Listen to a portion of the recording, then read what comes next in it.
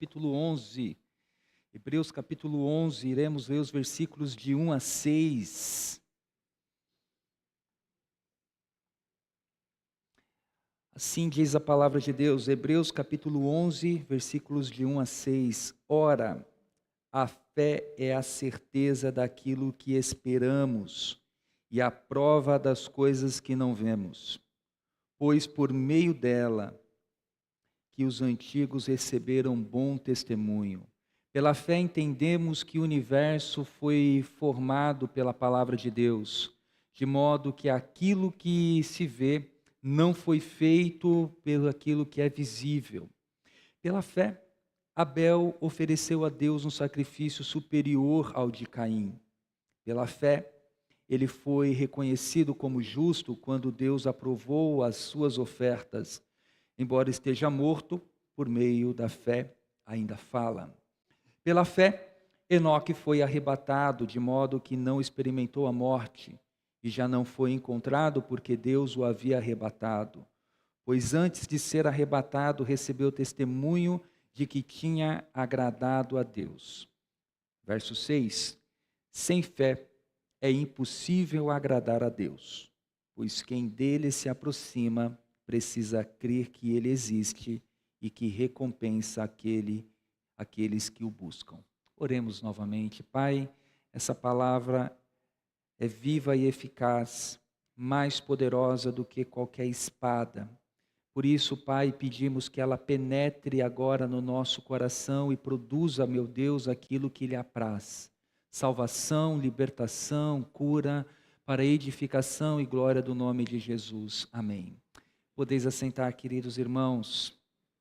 Antes de introduzir a mensagem, quando o Edu estava aqui compartilhando trabalho ali no Singapura, ali naquela região do Zaknak, tem um colega pastor Adeildo, e ele é um homem de Deus que inclusive foi instrumento do Senhor para construir aquele galpão, um local que no passado era um lixão, um local onde havia principalmente um ponto de consumo de drogas, e ele orou e ali veio se tornar aquele espaço onde é um espaço de esperança. E temos conversado, eu, pastor Adeildo, já há um certo tempo, e a visão daquele homem é justamente em comunidades aonde não tem trabalhos de igreja, construir ali pontos de pregação e pontos aonde poderemos orar, casas de oração. E há cerca de quase 2 meses ele me convidou, pastor, tem uma comunidade aqui na região da Zona Norte, o senhor pode ir lá comigo conhecer? Falei, claro, vamos. Aí eu cheguei naquela comunidade, aqui perto da Vila Maria, e aí começamos a andar. Falou, pastor, olha, já consegui aqui esse espaço, né, entre os barracos, né, para construir um ponto de pregação, um ponto de oração. E pastor, vai ser bênção.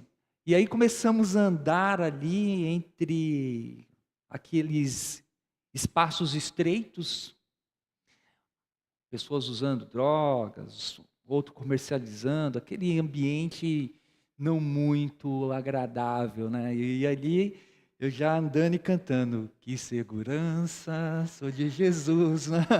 Nessas horas o crente canta os hinos, né?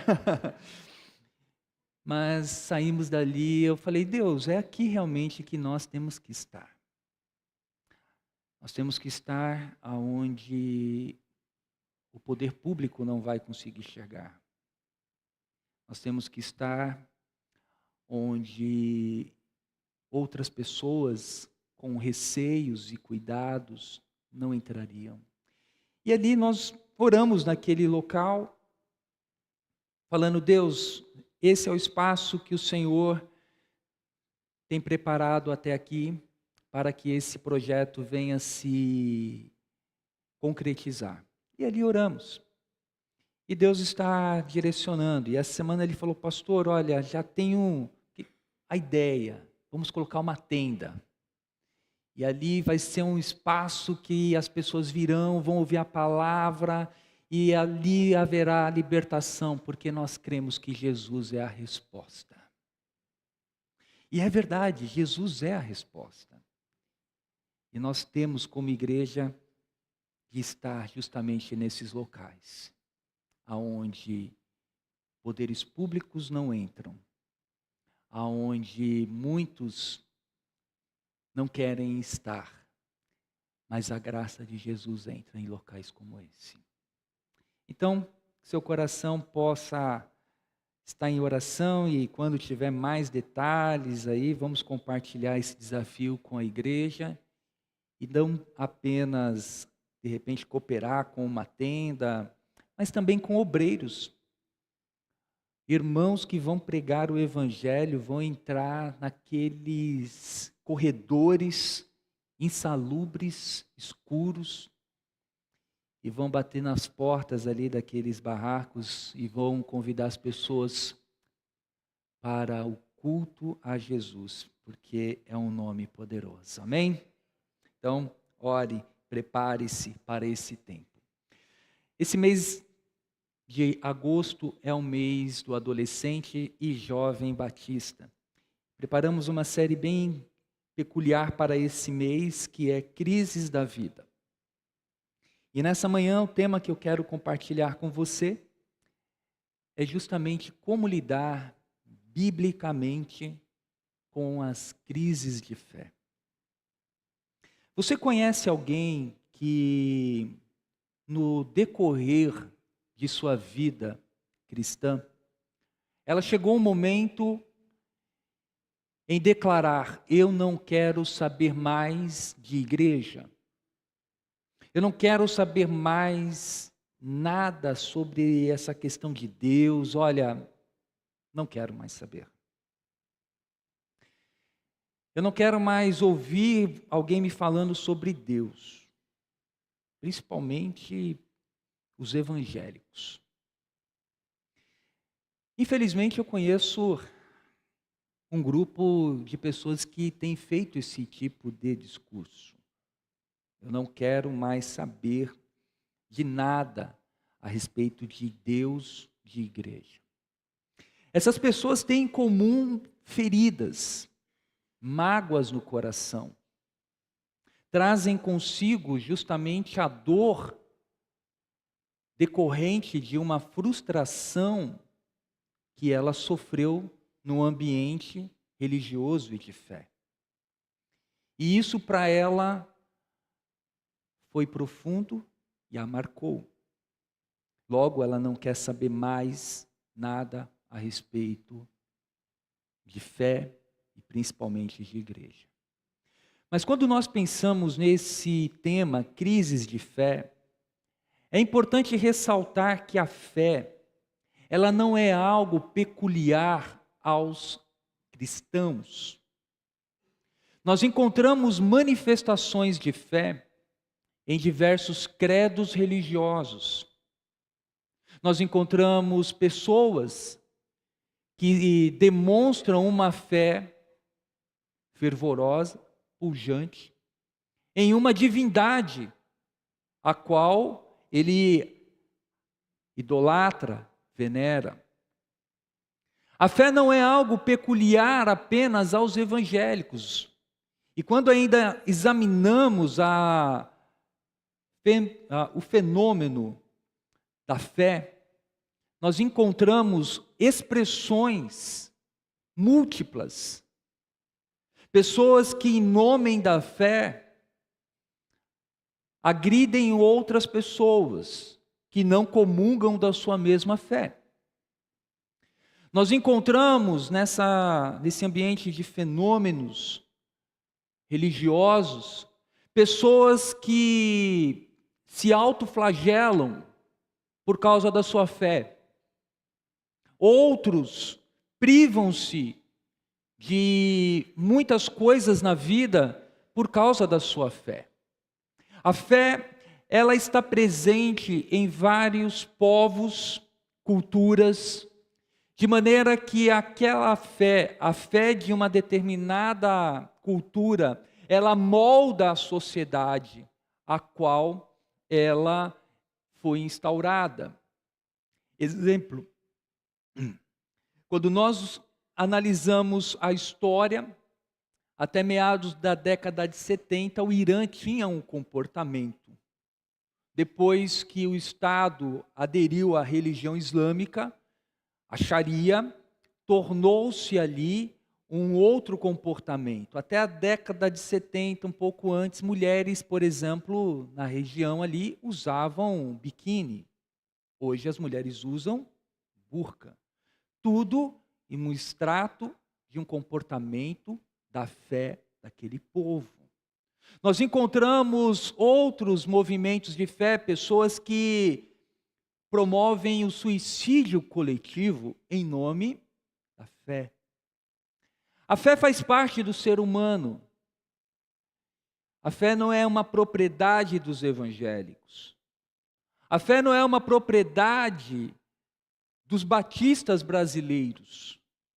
Então, somente a fé, ela está presente em várias pessoas, inclusive no ateu, que precisa acreditar que Deus não existe. O ser humano, ele tem a alma ou o espírito, e essa alma e o espírito faz com que ele tenha o entendimento da existência de um ser superior. E na busca de se relacionar com o ser superior, ele vai justamente procurar encontrar o seu caminho.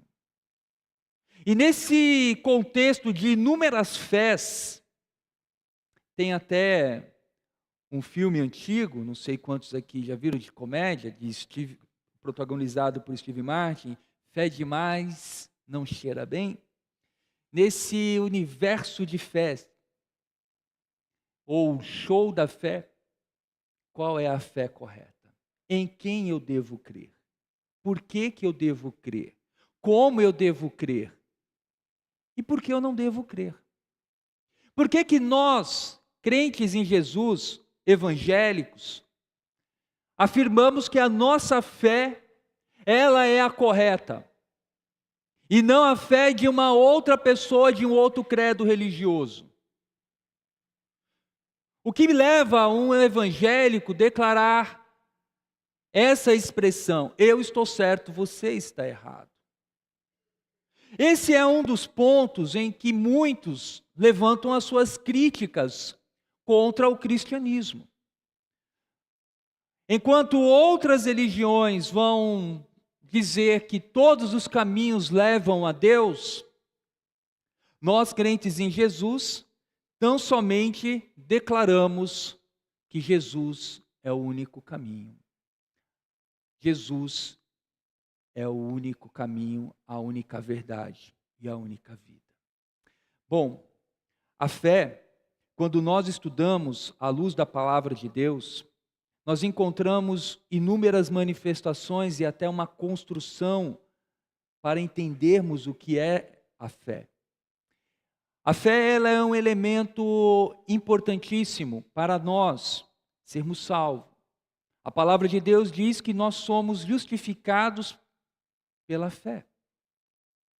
A palavra de Deus também diz que a fé, ela se revela como um dom espiritual. A fé, por outro lado, ela também é uma manifestação do fruto do Espírito, é um estilo de vida. A fé, por outro lado, quando nós olhamos na palavra de Deus, ela também é algo importante pela qual nós devemos batalhar, conforme diz Judas, versículo 3. A fé, ela é um dom de Deus, presente na nossa vida. Mas essa fé, ela faz com que nós venhamos a nos relacionar com Deus e depois nos relacionar com o nosso próximo. Muitas pessoas que têm a sua crise de fé, principalmente agora e especificamente dentro das igrejas, a crise dele não é a fé no Cristo ressurreto, mas a sua fé é decorrente de abusos que ele enfrentou ou passou dentro de uma igreja, dentro de uma instituição. Não é incomum encontrar pessoas falando: eu estou decepcionada, eu não tenho mais fé.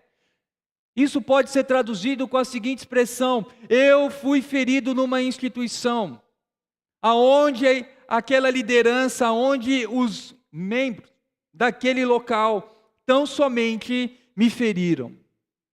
As crises de fé, elas surgem principalmente quando nós olhamos para o Deus das Escrituras e todo um formalismo, todo um ritualismo de uma religiosidade vazia em muitas instituições e igrejas. E as pessoas não querem mais saber a respeito de Deus e falam: olha, eu não quero saber mais de Deus. Nesse show de fé, nesse show dos horrores, aonde a fé também tornou-se um produto a ser apresentado, aonde ganha aquele que conseguir apresentá-la e embrulhá-la num pacote mais bonito, estamos nós inseridos. Para entender ainda a problemática desse assunto, vamos analisar mais um detalhe antes de observar especificamente o texto. Quando nós pensamos em fé, uma pessoa que não nasceu num contexto evangélico, ele cresceu num contexto religioso do seu país, da sua família. Então o país tem uma religião oficial, dependendo do país, se não for laico. Mas vamos pegar o Brasil. O Brasil, ele é um país laico. Isso significa dizer que o Estado não professa nenhuma religião. Porém, o Estado, embora seja laico, não significa que as pessoas são laicas. Cada pessoa, cada cidadão, o artigo 5º nos confere esse direito de expressar a nossa fé. Nós temos esse direito. Mas no país laico como o Brasil, digamos que a pessoa, ela aderiu ao catolicismo. No catolicismo, ele aprendeu ali os dogmas da fé católica romana. Então, o entendimento dele a respeito de vida, conduta e morte é baseado dentro de e em conforme os dogmas, as doutrinas do catolicismo. Então, se ele for indagado o que acontece depois que uma pessoa morre, ele vai responder segundo o credo que ele recebeu. Porém, essa pessoa agora, ele não é mais um católico, ele vai para uma outra religião. A fé dele agora comunga-se, por exemplo, no espiritismo.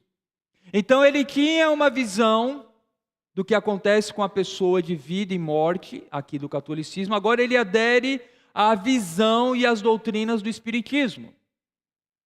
Então, se alguém morrer, para onde ele vai? Então agora ele tem o quê? 2 pontos para ele tentar encontrar a resposta.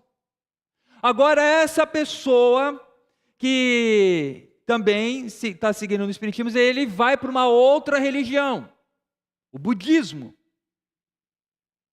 E aí no budismo ele também vai ter uma outra visão de fé do que é a vida e o que acontece após a morte. Agora do budismo, ele procurando respostas, ele talvez não satisfeito, ele é impactado por uma mensagem de uma igreja evangélica protestante. Agora ele se converte a Cristo, uma igreja evangélica de origem neopentecostal. Então ele tem agora uma série de entendimentos que vem do catolicismo, espiritismo, budismo, agora ele entra para o evangelho e agora ele vai procurar entender o que é vida, o que é morte à luz do evangelho. dentro do contexto da igreja neopentecostal. Dentro ainda do movimento evangélico, ele toma uma outra decisão. Eu vou sair da igreja neopentecostal e vou para uma igreja batista, histórica, que tem uma doutrina diferente. Estão pegando a linha do entendimento da construção da fé dessa pessoa. Ele vem de uma série de leituras religiosas e agora ele entra dentro de uma igreja batista. Então, quando alguém pergunta o que acontece com alguém a partir do momento que ela morre? Bom, quando eu era pequeno, eu aprendi que a pessoa poderia ir para o purgatório. Depois eu aprendi que a pessoa, ele voltava, ele reencarnava. Depois eu aprendi que, puf, sumiu. Mas depois eu aprendi que o crente, quando morre, vai para o céu. Mas ele vai para o sono, ele fica dormindo. Não, ele vai direto para Jesus. O que nós construímos aqui, ou melhor, o que foi construído na vida dessa pessoa é uma verdadeira coxa de retalhos teológica, aonde ela acaba perdida, tentando desenvolver a sua fé. E chega um ponto que ela fala, olha, sabe de uma coisa? Eu não acredito em que a igreja fala, nem que esse grupo, eu acredito só em Jesus. E é isso que me basta. Por outro lado, a palavra de Deus diz que nós temos que estar preparados para responder a qualquer pessoa que nos pede a razão da esperança que há em nós. São essas pessoas que receberam muitas informações sobre fé, que transitam de uma maneira majoritária em nossas igrejas. E que precisam entender quem de fato é Jesus. E quando ela passa por algum tipo de provação, ela vai chegar dentro da igreja e vai dizer, pastor, eis aqui um copo d'água, ora para que eu tome esse copo com água e seja curado. Ou então, pastor, o senhor pode me prestar o seu lenço depois que o senhor limpar o seu suor do culto? Porque vai ser um lenço poderoso, um lenço ungido que eu vou levar para minha casa e vai acontecer ali um verdadeiro milagre. Por quê? Porque na vida dela, no entendimento dela, isso é fé. E a fé, ela também necessita de algo, do objeto a ser adorado. A pessoa, ela vai projetar a sua fé em alguém, numa pessoa, numa entidade ou numa divindade. O profeta Isaías, inspirado por Deus, ele vai justamente compartilhar a insanidade da idolatria. Ele compartilha ali que um homem, ele pega um pedaço de madeira, da mesma madeira, esse homem corta, faz uma fogueira, ele se aquece. Depois de se aquecer, ele pega com aquela mesma fogueira, ele faz um assado para se alimentar. E com a madeira que sobra, ele pega ali o canivetezinho dele, fica ali, faz um ídolo, coloca no chão e se curva e fala, você é meu Deus. Olha a insanidade que chega ao ser humano. Mas a nossa alma, como muitos estudiosos entendem, ela tem a consciência de que há um Deus poderoso e o homem busca se relacionar com Deus.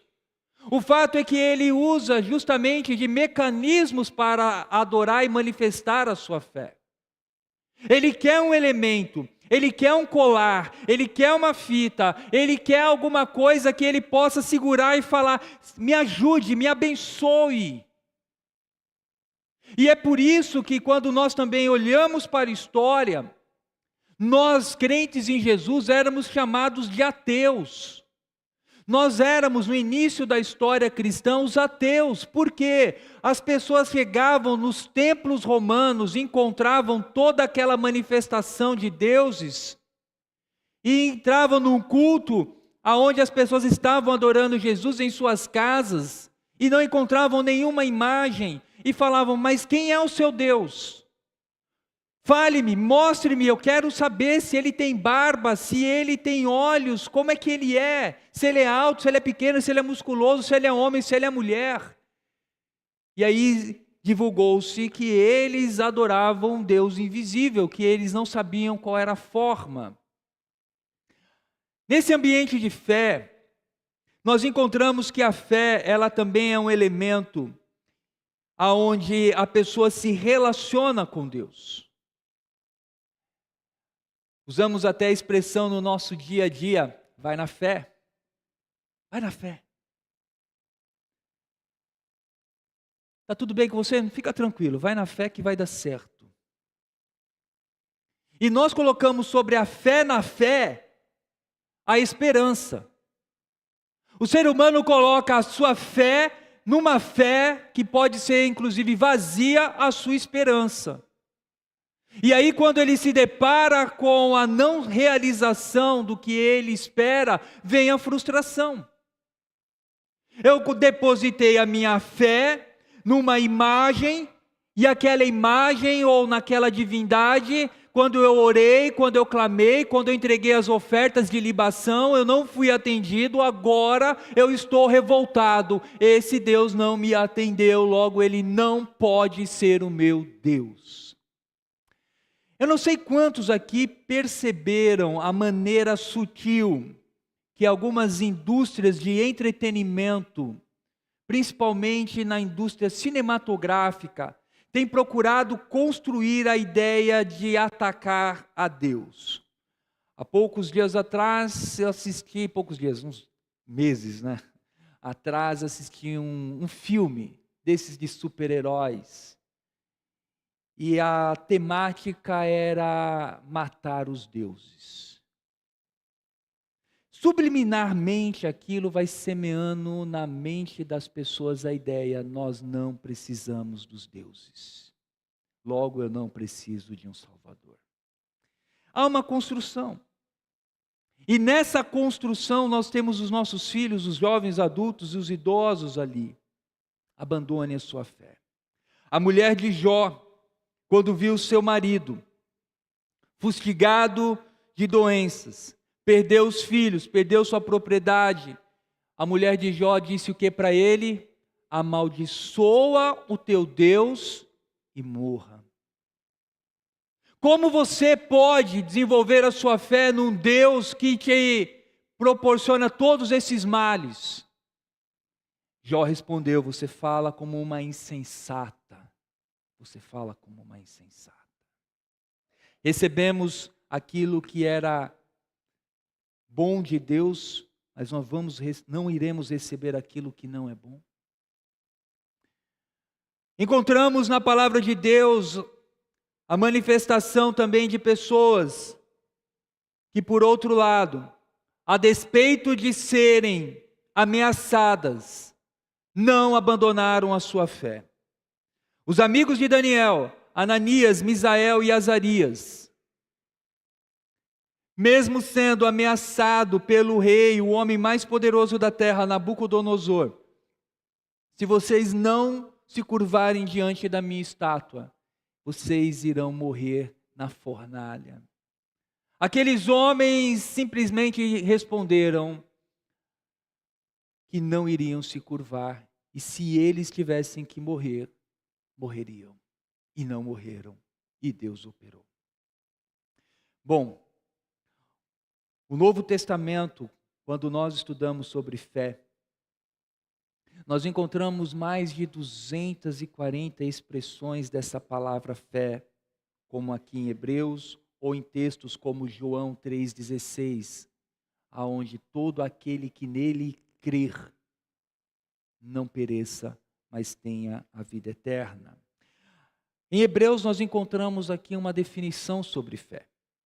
O verso 1, ele vai justamente apontar a definição: a fé é a certeza daquilo que esperamos, e é a prova das coisas que não vemos. A fé, ela não é uma materialização do que eu estou vendo.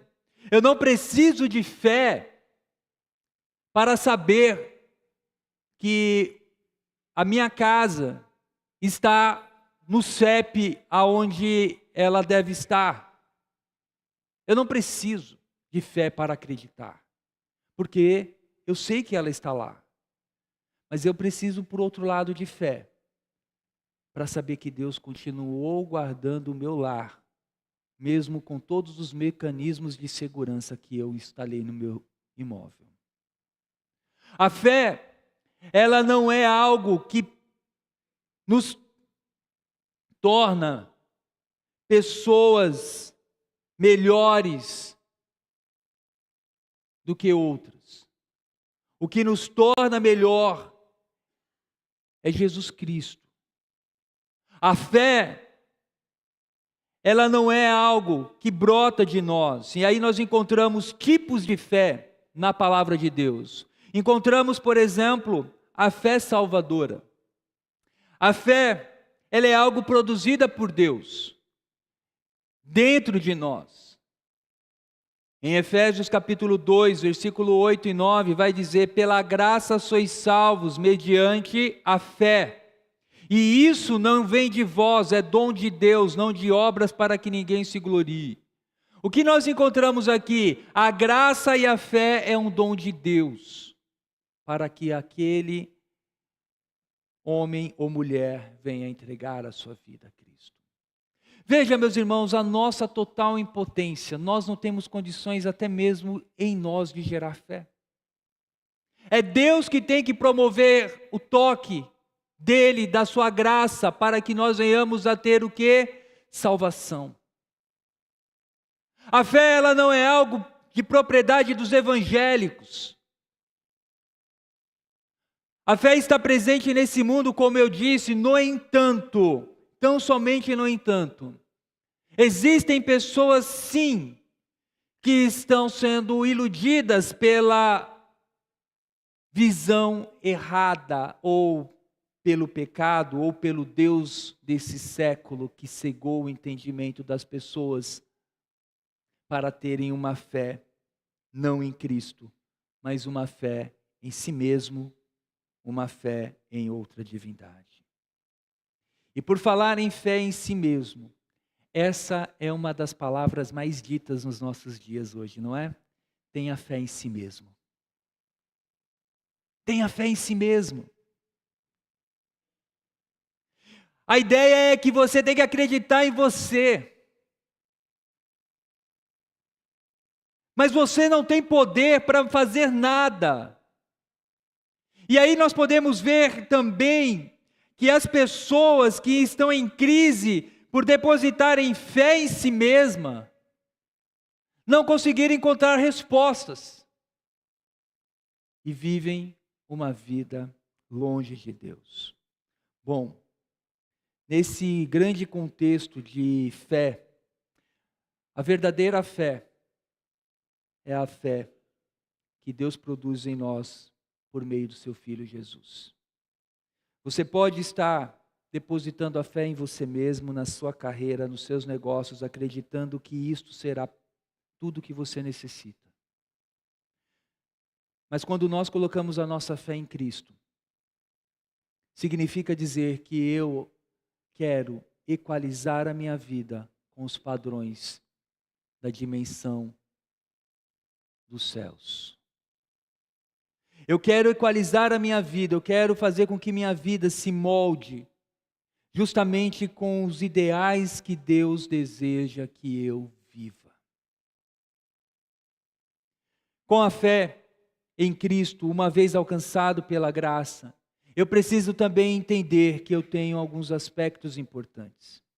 A fé em Cristo Jesus é uma fé que não é uma fé que se divide com Jesus e outro Deus. É uma fé exclusiva. Não adianta falar, eu creio em Deus, mas eu acendo uma vela, ou eu vou, pulo 7 ondas. Já viu o crente começo do ano, final do ano, pulando 7 ondas? Ele tem fé. Crente vestindo branco, porque ele tem fé que a coisa vai. Amarelo. Irmãos, a nossa fé em Cristo significa dizer que Cristo é suficiente na minha vida. Eu não preciso de nenhum amuleto. Eu não preciso de nenhum unguento para poder viver as promessas de Deus. A minha fé em Cristo é uma fé que também exige de mim algo importante: obras. Tiago, ao escrever o seu livro, sua carta, ele vai dizer que a fé sem obras é morta. Existem muitos crentes dentro das igrejas que falam: eu creio em Jesus, mas não revelam obras de salvação, de transformação. Ele fala: eu creio em Jesus, mas as suas obras são vazias dessa sua confiança, da sua fé. Fé e obras andam juntas. E talvez você fale: eu sou um homem de Deus, eu sou uma mulher de Deus, cheio de fé, mas o seu comportamento, o seu testemunho não revelam nada dessa fé. Pelo contrário, revelam justamente que você não tem fé em Deus. Quantas vezes, meus irmãos, nós deixamos a nossa fé ser ocultada, suprimida pelos medos dessa vida? Eu tenho fé em Deus, mas eu recebo uma notícia, e essa notícia tem um potencial de me derrubar, me deixar em desespero. Eu leio um exame e tenho ali uma negativa com relação à minha saúde, eu já entro em pânico. E eu não quero, em momento algum, dizer que nós não venhamos a ficar tristes diante de uma situação adversa. Jamais. Mas naquele momento, aquele diagnóstico, aquele relatório dado por um profissional da saúde, tomou uma proporção maior do que a certeza de que Deus preparou para você um corpo glorificado para você habitar. Eu tenho fé em Deus, mas quando o azeite da minha casa, e por azeite eu quero dizer a provisão, os cuidados que ali tem, a reserva financeira, elas se esvaziaram, eu deixo de crer. Eu corro para o movimento sincrético, eu vou participar de uma campanha, eu vou buscar alguma forma para tentar apaziguar Deus e Ele me trazer uma bênção. Irmãos, hoje nós encontramos no movimento dito evangélico mais questões místicas, contrárias às Escrituras, do que comportamentos aonde os crentes vão adorar a Deus a despeito da circunstância. A nossa fé em Jesus não deve ser guiada, como Paulo diz, pela nossa vista, pelas aparências, pelos prognósticos e as certezas do mercado. A nossa fé em Cristo é que, a despeito das circunstâncias, eu te louvarei. A minha fé em Cristo não está baseada numa pessoa, numa instituição, ao ponto de que se aquela igreja, se a Betel não for uma igreja legal, eu abandono os caminhos do Senhor. Não, a minha fé e o meu amor estão firmados no Senhor. A minha fé não está baseada no pastor daquela igreja. Embora o pastor ele seja o responsável diante de Deus pela igreja, e que vai prestar contas de todos aqui, isso me deixa muito preocupado, mas a sua fé não pode ser baseada na minha vida. A sua fé tem que ser baseada no Senhor e na palavra dEle. E é justamente isso que o autor aos Hebreus vai dizer. Olhe sobre a fé. Ele está escrevendo para irmãos que estão sendo mortos, irmãos que estão sendo perseguidos, irmãos que estão sendo odiados pela sua própria família. Irmãos que estão deixando de ter os seus direitos básicos respeitados pelo Estado. E ele diz: olha para o nosso passado, veja o comportamento dos nossos irmãos que, a despeito de tantas adversidades, eles não abandonaram a fé no Senhor, o Deus Todo-Poderoso. Meu irmão, minha irmã, não abandone a tua fé, e não coloque a tua fé em Jesus, e não coloque a tua fé em ninguém a não ser em Jesus. A nossa fé, ela é provada em muitos momentos. E você pode simplesmente dizer: eu não quero esse Deus. Eu não quero seguir os caminhos de Deus. Mas, quando nós olhamos para as Escrituras, nós encontramos homens e mulheres que, mesmo sendo provados e tentados, foram fiéis até o fim. A palavra de Deus diz: ser fiel até o fim e dar-te-ei a coroa da vida. A nossa fé não é um produto que está sendo comercializado dominicalmente aqui nessa igreja. A nossa fé, ela tem evidências a qual nós podemos basear que Cristo é real. Há muito mais evidências da vinda de Jesus do que qualquer outra coisa nesse mundo. Há muito mais material, muito mais literatura que comprovam, por meio de evidências incontestáveis, a supremacia de Cristo, do que mesmo a existência de Napoleão Bonaparte. A nossa fé, meus irmãos, é atacada pelo diabo, por pseudos intelectuais, por agentes das trevas. Sim, somos atacados em todas as formas. Mas quando a nossa fé em Cristo, ela está alicerçada, nós podemos declarar, como Paulo disse: eu sei em quem tenho crido. E eu sei que Ele é poderoso para guardar o meu tesouro, o meu depósito até o dia final. Talvez você entrou aqui nessa manhã, confuso, até mesmo perguntando: em quem eu devo acreditar?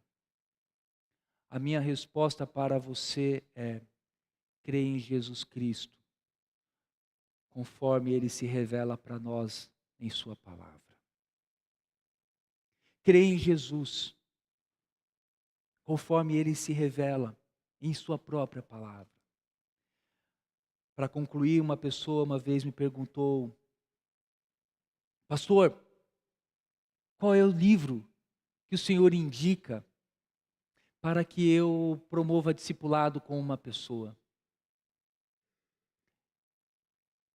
A Bíblia. Não, pastor, você não entendeu, eu preciso de um livro. Falei: a Bíblia. Mas não tem nenhum outro livro? A Bíblia. Mas, irmão, entenda, Deus que se revelou a nós, Ele se revela por meio da sua palavra, que está aqui em suas mãos. É Cristo que vai iluminar o entendimento. É Cristo que vai libertar. Deixe a palavra falar e fique quieto. Eu tenho vivido essa graça com muitas pessoas que eu tenho a alegria de discipular e acompanhar. É a palavra, é a fé no Cristo e não a fé naquilo que um homem diz. Você pode ter entrado aqui e a sua fé está na religião da sua família, na sua vida. E o meu convite para você, e já convidar o pessoal do louvor para nós encerrarmos aqui cantando: entregue sua vida a Jesus. Só Ele pode mudar e curar o teu coração. Não existe água, não existe lenço, não existe oração, reza, pacto que vai curar a tua vida. Quem vai te curar e te libertar é Jesus. Se a tua fé não estiver nele, é igual construir uma casa em cima de uma areia. O que faz a diferença, tanto da casa na areia como da casa na rocha, são as provações. Depois que aquela casa na rocha passou por todo tipo de tempestade, ela permaneceu de pé. A casa na areia, depois de toda a tempestade, caiu. Talvez a sua fé esteja na areia, não na rocha que é Cristo. E é por isso que você ficou decepcionado, é por isso que você falou, eu não suporto mais. E nessa manhã eu quero convidar você para refletir e entregar a sua vida a Jesus e firmar a sua fé na rocha que é Cristo. Não é firmar a sua fé nessa igreja, não é firmar a sua fé no pastor dessa igreja, mas é firmar a sua fé no Deus Todo-Poderoso, cujo nome é um nome que é dado sobre todos os nomes, que é Jesus Cristo. Fé construída sobre areia só tende a afundar. Entregue sua vida a Jesus. Entregue sua vida a Jesus. Não saia daqui nessa manhã sem essa certeza. Hoje eu quero dar um passo para que a minha fé esteja firmada na rocha que é Jesus.